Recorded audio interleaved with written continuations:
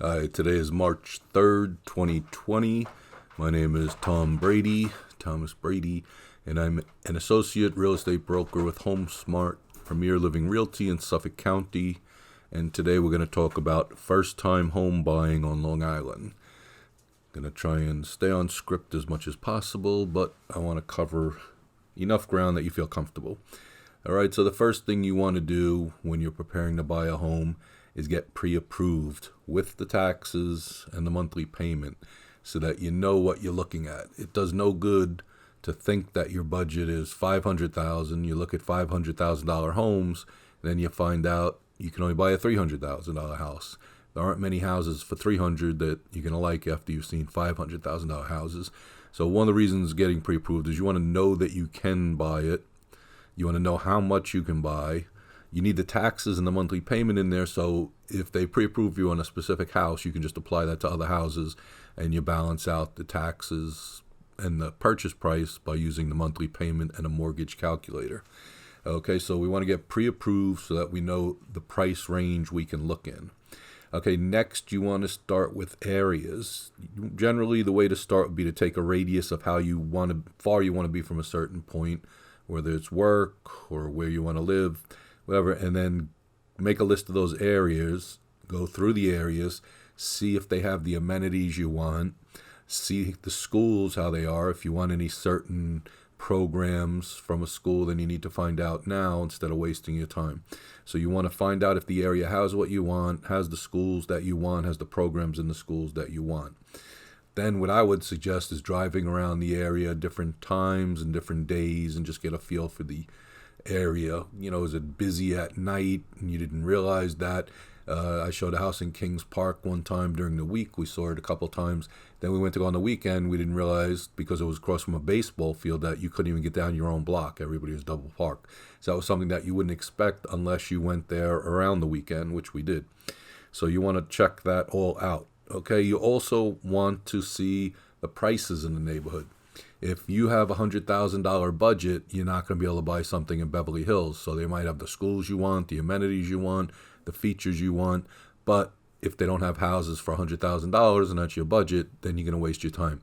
So you want to kind of put all those things into your area search, where you want to be, the type of schools you want, the type of amenities, the character of the neighborhood, and then the price range, and make sure that that's all good with you. Now, some of the things that you must have or like to have, which you should make a list of must-haves and want-to-haves, is some people type of heating. Gas is very important to some people. Oil is important to other people. Some neighborhoods have gas, some neighborhoods don't. Some are a mix. You just want to keep that in mind. Do you want sewers? Sewers in Suffolk County aren't that easy to come by, so that would really restrict your neighborhoods out here in Suffolk. Cesspools are a pain. The laws are changing on them now, so going forward it's going to be an expense. But sometimes you just don't have the flexibility to find sewers. All right, so you want to make a list of wants, must-haves. How many bedrooms do you need? How many bathrooms do you need? If you need a basement, a garage, just make a list and put must-have or want-to-have.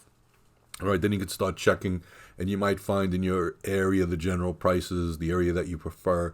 The general prices are $100,000, and I'm using that for explanation. You're not going to get much for $100,000 on Long Island anymore. But whatever your budget is, you want to make sure you can find what you're looking for in that range. All right, so when you have just a general idea, you don't need to know exactly. You could even have a list of 4 or 5 neighborhoods. It's time to start getting an agent. Okay, this is the most important thing on this. Never, ever, ever, ever sign a buyer-agent contract. What that is, it's going to lock you in with an agent that doesn't have confidence that they can keep you with any other means than paper handcuffs. So if you sign a buyer-agent contract, then that means that you are glued to that person for the duration of the contract. You can't go with another agent, or you don't owe that agent money. Some agents are also going to try and tell you some fairy tale where they always get 3% or 4%, and the buyer-agent contract is just going to make up the difference so they get their normal salary. Nonsense, nonsense, nonsense. Never sign a buyer-agent contract. There's a million agents out here. I exaggerate a little. There's over 10,000, close to 20,000 agents on Long Island. You can find an agent that doesn't use buyer contracts. Those are really just horrible to me. I don't know any buyer would ever sign one. I don't use them. So contact me if it comes down to that. I'll be happy to look with you. Okay, now you want to give the agent your list of wants and must-haves. That'll make it easier for the agent. You also want to give them the areas and your price range. Then they can select houses for you. Now, a lot of people are going to see short sales and they think, wow, that short sale is a great buy. But short sales aren't really for sale at that price. A short sale is when someone owes more on the house than the house is worth. So say someone took out a $500,000 second mortgage, first mortgage combination, and the house is worth $300,000. Now they're going to list it at $250,000 so that they can get an offer. Now, when they get the offer, they're going to accept any offer because they can't really make money on it. They could get some key money, the owners.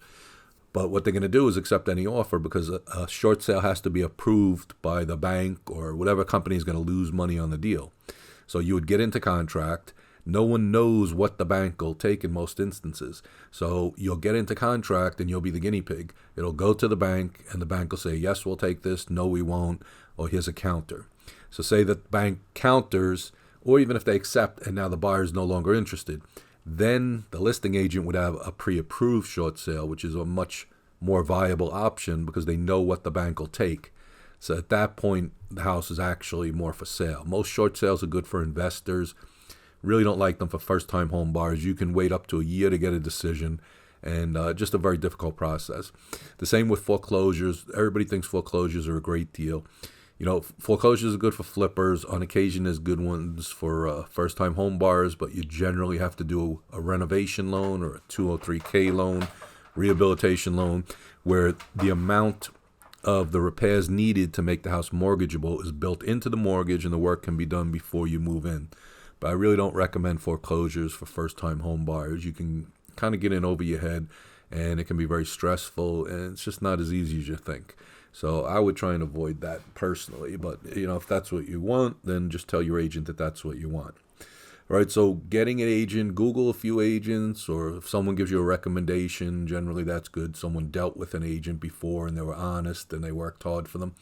But again, don't sign any buyer contracts, please. That's just a horror story waiting to happen. All right, so now you have an agent. You're going to give them a list of what you want, the areas you want, the price range you want. Okay, now they're going to set up some showings. They're going to email you listings that fit your criteria or fit most of your criteria. They should fit the must-haves if they can, and as many of the likes or want-to-haves as they can. Now, the perfect house won't be out there, but houses pretty close to it will be. And you need to look at a few houses before you realize what the market is. So when you first start looking, a lot of people think they're going to find this exact house with exactly what they want, and generally it's just not that easy. But if you do, hey, better for you. All right, so the agent's going to start emailing you some houses. When you go look at houses, you can either go to open houses where you could give any agent's card that you're working with, or the agent can set up private showings for you, which is a little better because less noise, less people around. They can point out more stuff to you.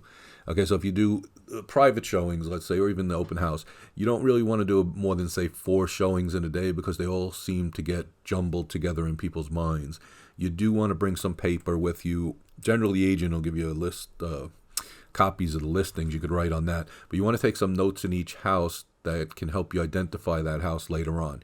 You liked it, you didn't like it, it had a green wall in the basement, or whatever identifying thing that'll help you remember which house that was later when you and your significant other or you by yourself try and discuss that house, because a lot of times people get confused. They don't remember which house was which, and just adds to the stress, which you don't want to do when buying a home. All right, so that's the showing. So let's say that now you've seen a few houses, you've seen 10 houses, you've seen 20 houses, and you find 3 houses that you like. Is there anything wrong with putting in 3 offers? No, there's not. If you find any of those houses will be acceptable to you, then you can put in 3 offers at the same time and see which one is more flexible, which one's going to give you a good deal. Okay, now when you put in an offer, you need your pre-approval. Nobody's going to entertain an offer without a pre-approval, written pre-approval, okay? You'll need proof of funds for the down payment, how much you're putting down. Now, the components of an offer, and you have to understand that the same offer amount can have different strengths based on a few different things, all right? Mainly, it's going to be, when you put in an offer, the purchase price, There's going to be down payment. The down payment is broken into two parts. It's how much is down on contract and how much you're going to pay the day of closing. All right, the down on contract is what binds you to the deal. That's how much money you stand to lose if you walk away for no reason. So your agent is going to want you to put down as little as possible, and the seller's agent is going to want you to put down as much as possible, because that will bind you to the deal more. And they used to call it binder money and whatnot. But down on contract and down at closing will combine, and that'll be a total down payment. That minus the purchase amount will be what your mortgage amount should be. Okay. Now, when you make your offer, generally you're going to want to get an inspection. Everybody should get an inspection. That's usually going to be 3 to 5 business days after you have an accepted offer. Okay. You're also going to propose tentative dates to sign a contract and to close. The lawyers are going to always going to change those anyway. So, a closing date generally on Long Island, you're looking at 60 to 90 days. Everybody's going to tell you they can do it in 30 days. They can't. It just doesn't happen. All the lenders will tell you that, but not going to happen. All right, so you put in your offer, say you have 3 offers in, you get 2 accepted. Then you should go back to look at the houses again, bring anybody else that you want to see it, that can influence your decision, and decide between them. Have your agent run some comparable prices. Sometimes if you get a really good deal, it's worth it, because you might want to short-term horizon, 5 years, you might want to move. And if you have built-in equity when you buy, chances are if the market takes a hit, you won't lose as much. Whereas if you buy a house and you pay market rate, the market takes a hit, you're going to be underwater right away. So your agent should be able to tell you a reasonable market value for that house, and you certainly don't want to pay more than that. But if you can get it below market, then you can have a little built-in equity. Also, you're going to have an appraisal done if you're getting a mortgage, so that will reaffirm that you're not overpaying for the house, because if it doesn't appraise out, that'll usually break the contract, and then you can go into other items. All right, so now they accept your offer. Okay, now you're going to get a home inspector. I generally don't recommend going with the home inspector that your agent recommends, because your agent might be doing 10, 20, 30 deals a year with that inspector. So whose loyalty is the inspector going to be indebted to? It's not yours, really. Even though the inspectors, most of them are good guys, they're going to do the right thing, do what they're supposed to do.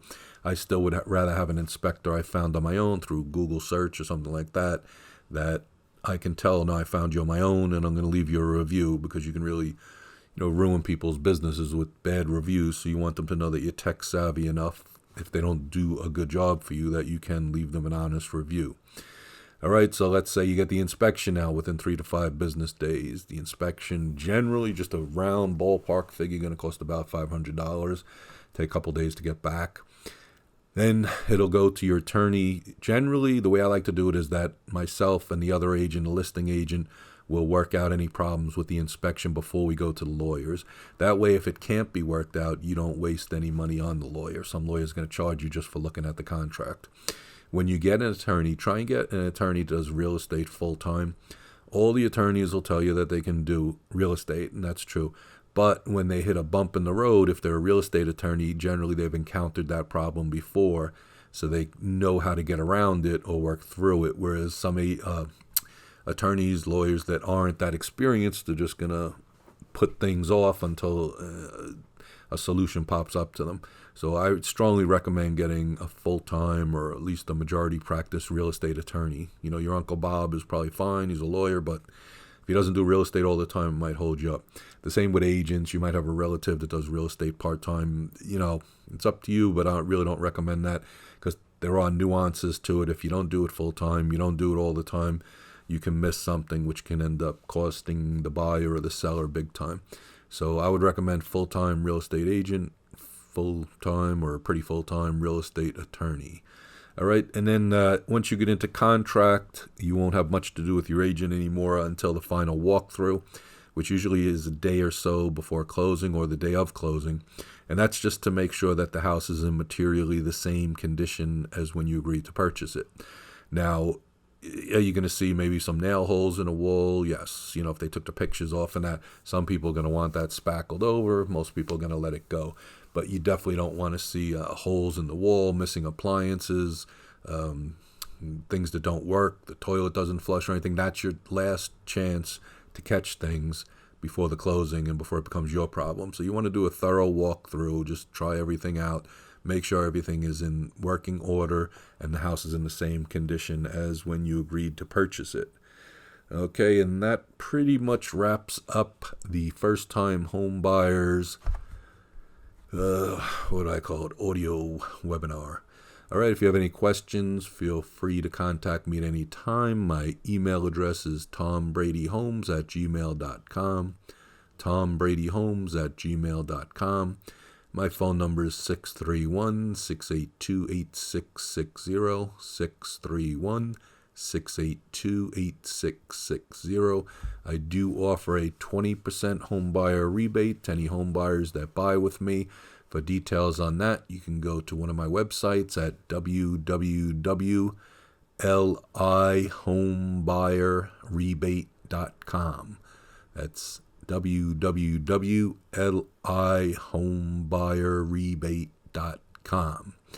Thank you very much. If you have any questions, feel free to contact me at any time. Please join my Facebook page, check out my YouTube channel, and happy home hunting.